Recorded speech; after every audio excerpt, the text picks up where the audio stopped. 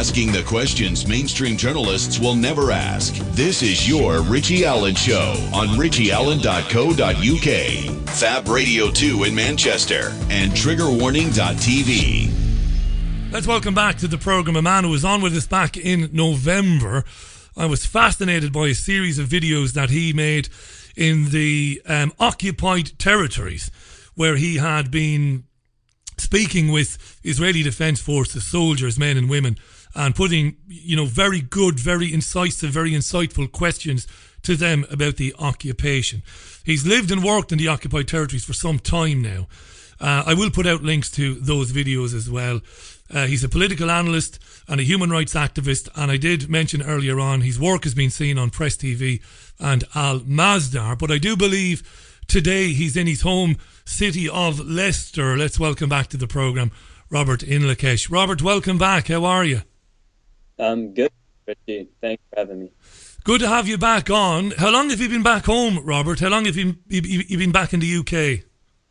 In Leicester now, I've been for about a month. Prior to that, I was in Canada briefly. I've sort of been traveling about to different places because I haven't been able to get back into Palestine as of yet because of the Israelis telling me that I am obviously not welcome because of when I left the last time. They sort of interrogated me and sent me on my way. It's a terrible thing, isn't it? I think we touched on that back in November. I've looked at the videos you put online, and they're a credit to you, and they're a credit to any reporter, any activist in any situation like that, asking questions, conducting yourself, impeccably, with decency and dignity. And they're basically saying to you now, we don't want you coming back in. That's the way it is. Is that pending that? Is there an appeal process, Robert, or do you think it might be kind of a final one? You might not be able to get back there.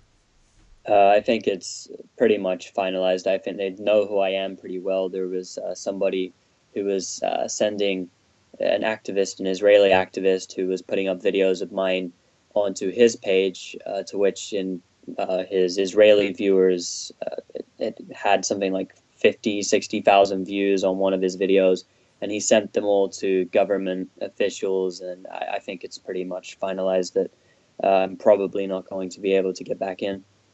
How do you feel about that? Because you've made, I wouldn't even say solid relationships, but, following you on social media and on YouTube, you've made real firm friendships with people there. It must be a difficult thing, that, knowing you can't get back there. Yeah, definitely. The people that I know there, when I went and stayed with them, treated me like family. And that's what I view them as. And when I see them abused by the Israelis, when I see their children arrested, I know 10 people right now who are in Israeli military prisons.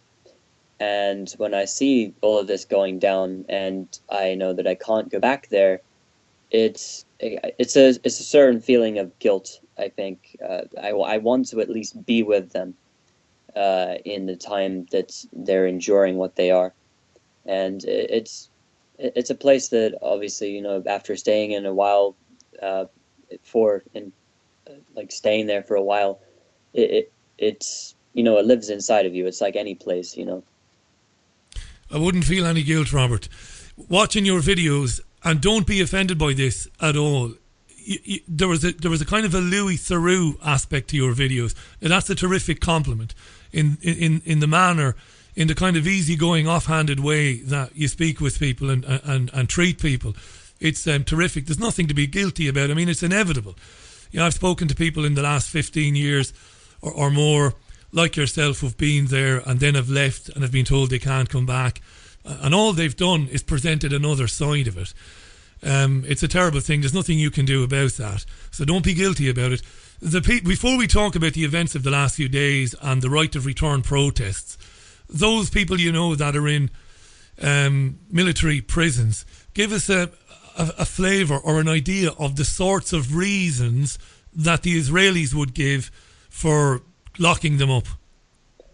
For every single friend of mine who, since I've been there, has been imprisoned, and this includes the 10 that are right now in military prisons. It's all been for throwing stones. That and a bunch of other charges that are leveled against them. But every single one of them, in all of their cases, it's persistent that it's all throwing stones. And I know people who are 40 years old that don't go to demonstrations who have been taken, right down to kids that, I mean, if they throw stones, how is this a crime? How is it a crime to throw a stone, which by international law you have the right to fight with weapons? But how is throwing a stone, which does nothing, at an occupying soldier worthy of you being imprisoned for years? Up to 20 years you can get in prison. I have a friend right now. His name is Abdul Khalik Burnett. And on the 10th of December last year, he was taken by the Israelis. And for 6 months, he was imprisoned, kept in prison behind bars, held in administrative detention without a charge. And then recently, just a few weeks ago, they charged him with 19 months for throwing stones and cutting the fence at the apartheid wall, the separation wall, which cuts into Palestinian land illegally. So 19 months, him and his two friends were charged with that. 17 years old, he turned 18 in prison. And for him, I stayed in his room. I slept on a separate bed in his room for a month.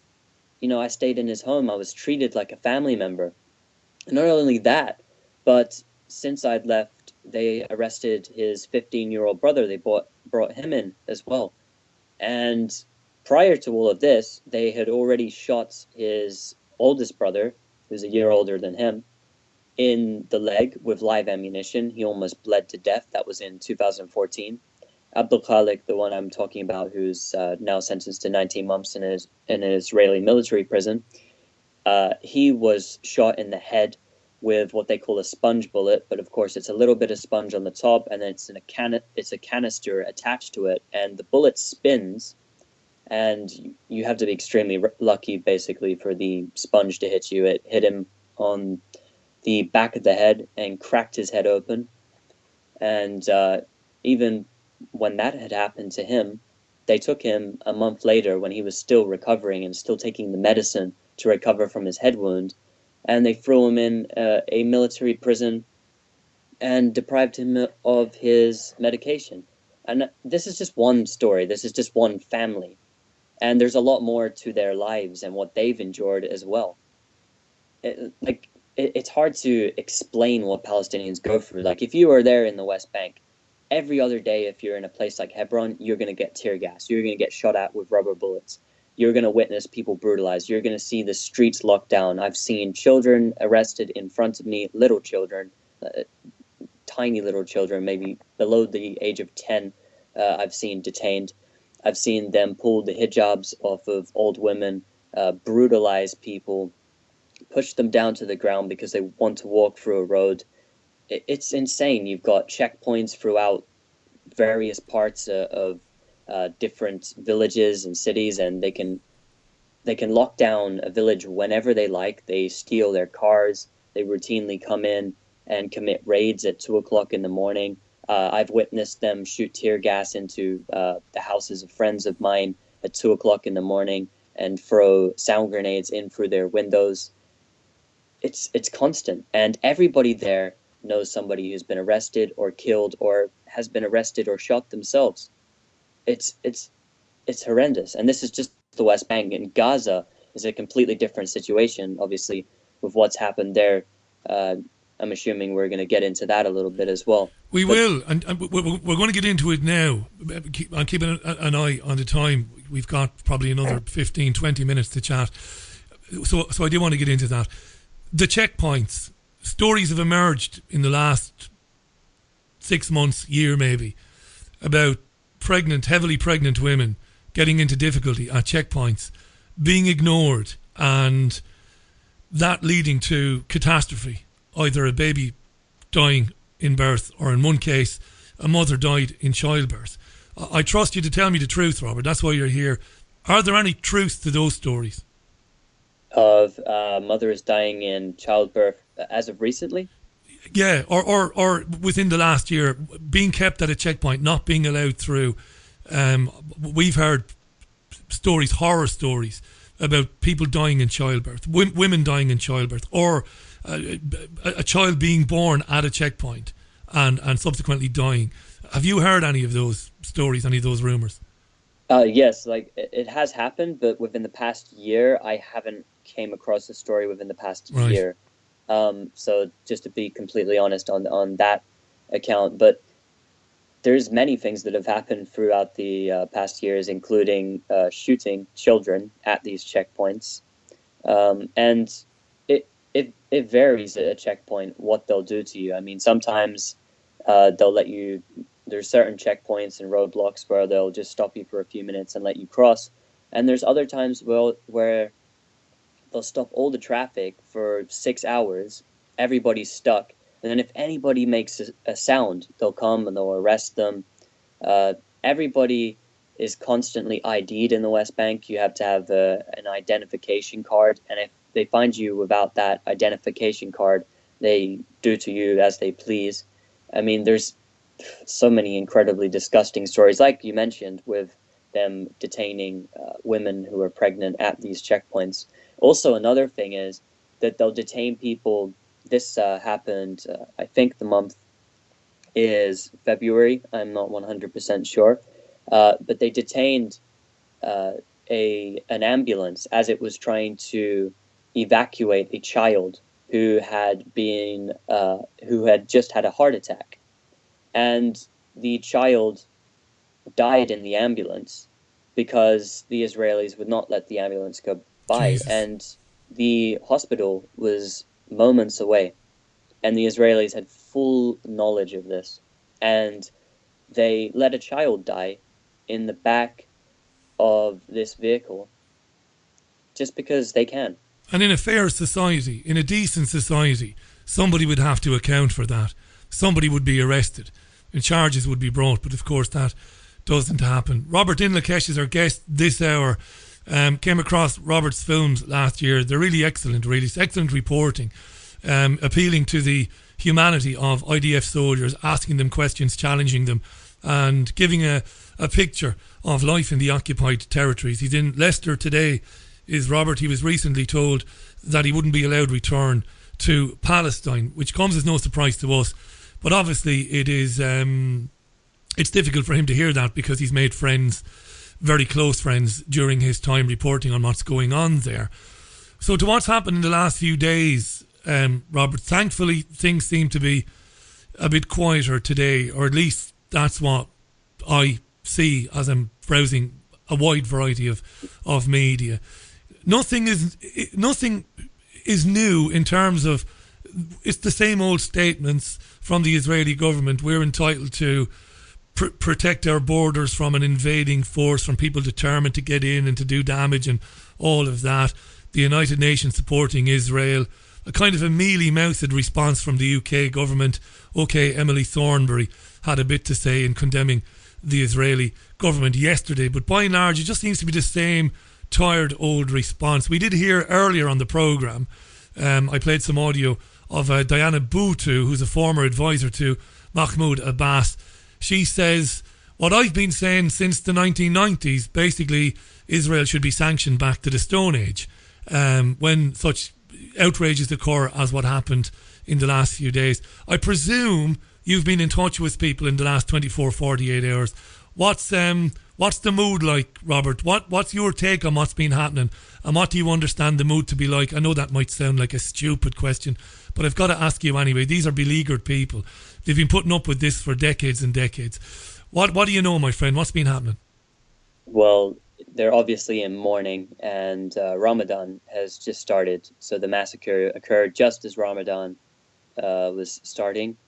And right now, I mean, the hospitals are still full with people who are injured. And of course, Israel has perpetuated its propaganda lines that apparently, these people are coming and they're trying to invade our border. For one misconception which needs to be completely debunked and destroyed is that there is no border. These are armistice lines that were drawn, and the Israelis in 1967 they occupied it, then withdrawed and besieged it, the Israelis have put up a security fence to stop the people from getting out. It's I would use the word prison, but they have committed no crime. So I would use the term concentration camp. I think that would better describe it. Yeah. These demonstrators for the past 7 weeks since the 30th of March have been going out and demonstrating in a peaceful way. Yes, some people have thrown stones, but this has not even injured a single Israeli soldier.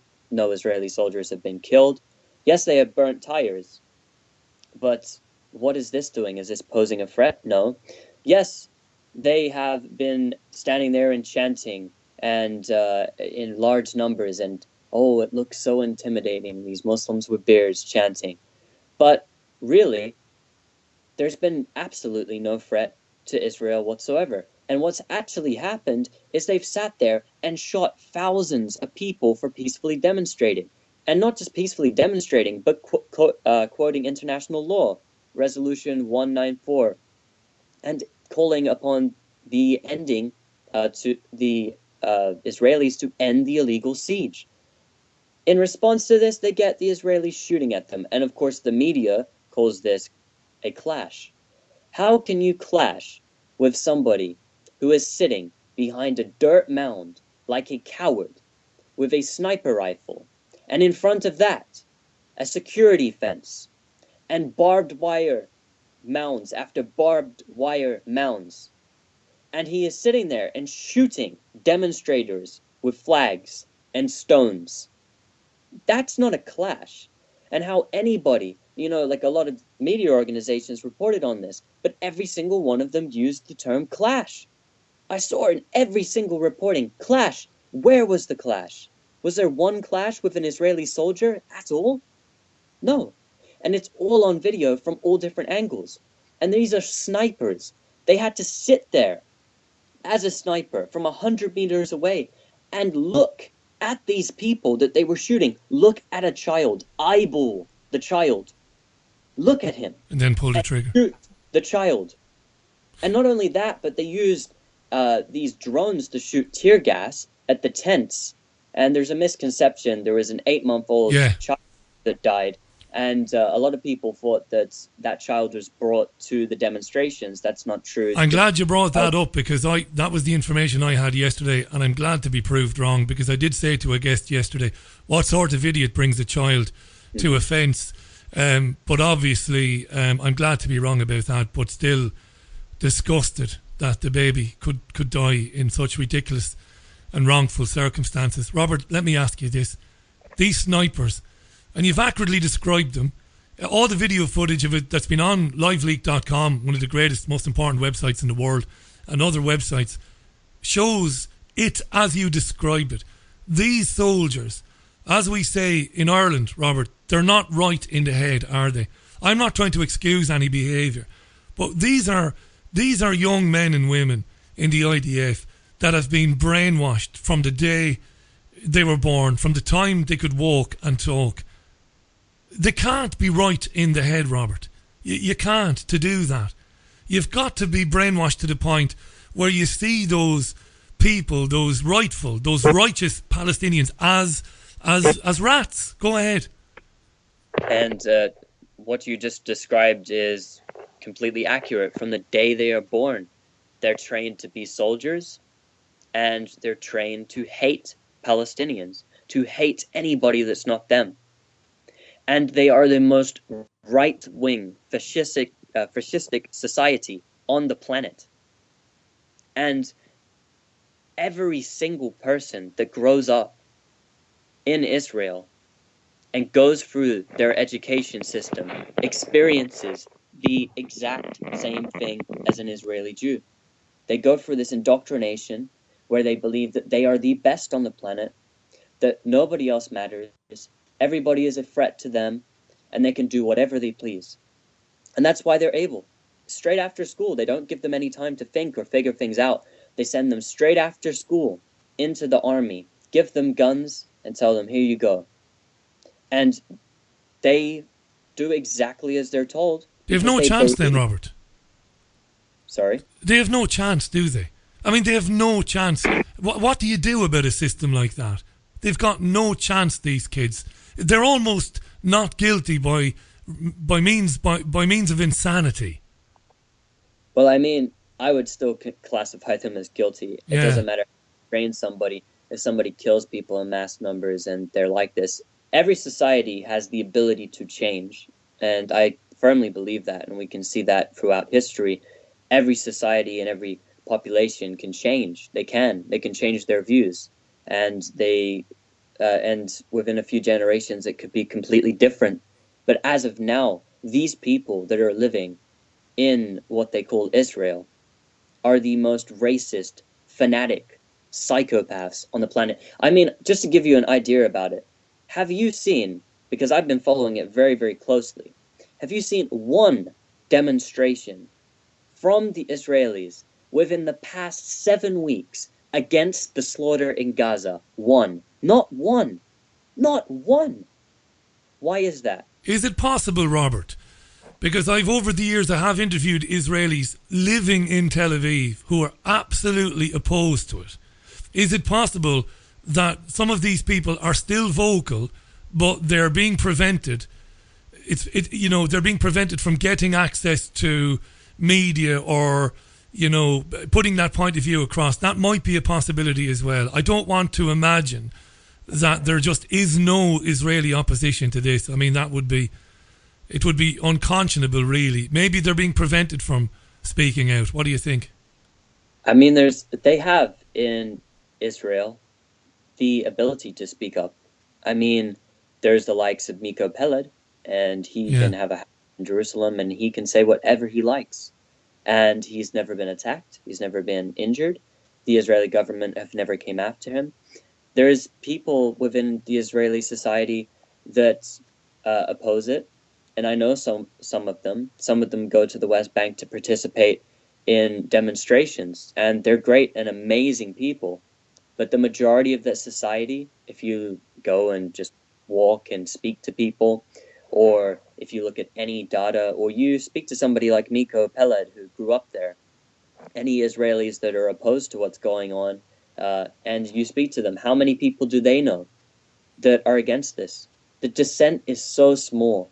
It's so minuscule. We're back to the brainwashing again. Yesterday there was obviously a big march in London, and I know there were many Jewish people at that march, and I know there will be a march in Manchester this coming weekend, and I know personally Jewish people who will be there as well. There's a lot of opposition to it, maybe more so outside the country. I think I'll concede that. But I'll say this, Robert, it's important for me to say this.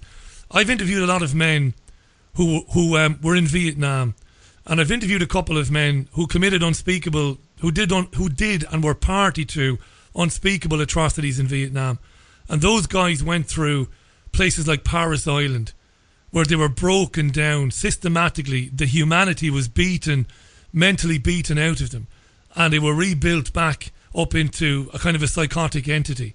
And again, I'm not looking to excuse what the IDF does and what some Israelis do, but I just can't ignore that. It is psychotic, but there's a difference in it, that it's every single person is brainwashed to think like this. It's not a few. We'll put a few people, send them to the army and brainwash them to kill people for us. The entire society is like that because it's a colonial settler project. All of that land that they've came to, they want to occupy it, take it. They want to expand more than that. I mean, they still occupy the Jolan illegally, and they were firing into Syria before. Of course, they claim Iran hit them back, but that Iran initiated it, but that's all rubbish. They're constantly firing into Syria. They're constantly doing flyovers over Lebanon. They're constantly bombarding the Gaza Strip. Like, Gaza has been bombarded, I can't even count how many times, well over 30 times. They've dropped bombs in Gaza since the start of this non-violent demonstration. They've targeted more than 30 different sites. And Hamas actually did not respond to any of that. The level of psychopathy in that country is just unspeakable. Unspeakable. Do you know what I see, Robert? Do you know what I see? I don't disagree with any of that. Of course I don't. I've been talking about this for years, and, you know, I don't believe Israel has any right to be there. Historically, it doesn't. I'd still, if I was given a magic wand, I'd still have a pre-67 border two-state solution, and nobody agrees with me, but that's just me. Israel has no right to be there. Zionism is the most brutally racist, vicious creed that the world has ever known. It's as bad as Nazism. There's no doubt about that. But I see this Zionist entity using up people. The hundreds and hundreds and thousands, if not millions, of Arabs that have been killed because of Zionism. But I also see them using up these young men and women in Israel, these young Israelis, who must end up, Robert, in their 40s and 50s and 60s with the trauma and the psychological problems that the young men and women who went to Iraq, who went to Vietnam, end up with. That's kind of where I'm coming from. It's kind of a bigger picture thing for me. There isn't anything more evil than Zionism. And okay, the IDF soldiers, they have a much better life than the indigenous righteous Palestinian people. But they're being used up as well. They're just cannon fodder. They mightn't die. Go ahead.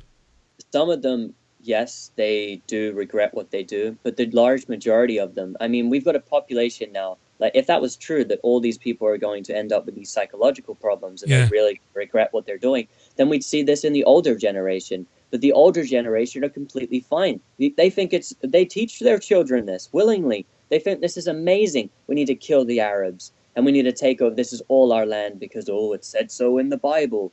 Like, we can go back to what the Bible actually said and how that's completely incorrect anyway. But that they're teaching their kids this. And the generations that created the so-called State of Israel, these people, they were massacring Palestinian villages. They were pushing Palestinians off of the map. They were committing unspeakable atrocities themselves, and willingly because they had got in their mind this ideology that through Zionism, this is the ideology, that Jews are one nation. It doesn't matter where they are in the world, they're one nation. And then they give that ideology a country, and that country is Israel. And they think that they are the only people that have any right to live in dignity. They're the only people that have any right to that land, and they don't see anybody else as an equal. And then they go on and talk to you about, you're an anti-Semite, you're an anti-Semite. Yeah. I mean, for opposing racism, you're a racist to these people. But that's crazy. They don't even think that themselves. It's an inversion. That's a complete lie. It's an inversion. It's an inversion. I've got one final question for you. Thanks for coming back on, by the way. And before I ask you the final question, I wouldn't get too despondent in the short term about not going back. I think the approach that you have, the skill set that you have, and your camera is a powerful thing, Robert. There's a lot you can do with that, you know. I just say that before we run out of time. Run out of time. Final question. I suppose, it's a question stroke statement. I suppose the Palestinians will do what the Palestinians do. They will bury their dead. They will mourn them. They will remain resilient. And they will continue standing up for themselves and demanding that the world pays attention to the crimes committed against them. Is that right? They'll just brush themselves down and just get on with it. They will continue, but I think a very strong message has been sent because of the inaction of the international community, of these so-called human rights organizations, that, if they peacefully demonstrate, then what do they get out of it? Dead Palestinians, but the Israelis just laugh. So I think the message that's been sent is a dangerous one, even if you look at it from a perspective of you're a friend of Zionists and you don't want them to die. I think that the message that is being sent with the opening of this embassy in Jerusalem and with the allowing Israel to get away with massacring Palestinians is that to organizations like Hamas, well, we've tried the peaceful demonstrations. We did what all those people said, that if you have one banner and you stand up in a peaceful way, that's going to bring them down because they're scared of peace. That's been proven wrong. The Palestinians tried it. The Palestinians have tried in many different ways, and they've tried it now. And what answer have they got? They've sacrificed over 110 people, thousands of people shot, hundreds of people are now disabled. They killed 7 children the other day. 7 children. I mean, it's disgusting, and that's what they get for peacefully demonstrating and using the international framework that people are trying to hand to them and say, "Hey, use this in order to fight the occupation." Still, the same lies by Israel. They don't need Hamas rockets to lie and say self-defense and all the other stuff. And I think the strong message has been sent that resistance is the only way, and physical resistance. And I think that may be coming. The Palestinians have been so incredibly patient, so incredibly calculated for the conditions that they live in. In Gaza, they have 97% of the water is completely undrinkable. You know, they have a few hours of electricity and they don't know when it comes on every single day. They have the sewage flowing into the streets. It's disgusting how they live. Yeah. No human being should have to live like that. So I think, unfortunately, we might see more violence in terms of Hamas may start responding with some violence. And we've seen a bit of tit for tat today. Of course, nothing bad happened to Israel, but there were some mock raids carried out, I believe, 30 minutes ago, and artillery fire from the Israelis onto Hamas outposts. We'll keep an eye on that, Robert. Thanks for coming back on the programme. Do stay in touch with us. When there's any news or anything to tell us, do come back on. Robert Inlakesh. Just give our listeners an idea of where they can find you online, Robert, just before we run out of time. Go ahead. So on my Facebook, which is Robert Inlakesh, my Twitter, which is Philistine47, I have a WordPress website, which is Axis of Resistance, WordPress.com or whatever that is. And also you can find me on YouTube, and I'm on Patreon and stuff like that as well. So there's just social media and then the WordPress website. Great to have you back on. Thanks for doing it. Continued success to you, Robert, and we'll speak again real soon. Thanks a lot. Thanks. Robert Inlakesh live on the line to us there from Leicester. It's 2.5 minutes to the top of the hour. A lot of tweets came in during that. Do go to twitter.com where it says search Twitter, put Richie Allen Show there, all one word, press enter. You'll see what other people are tweeting me.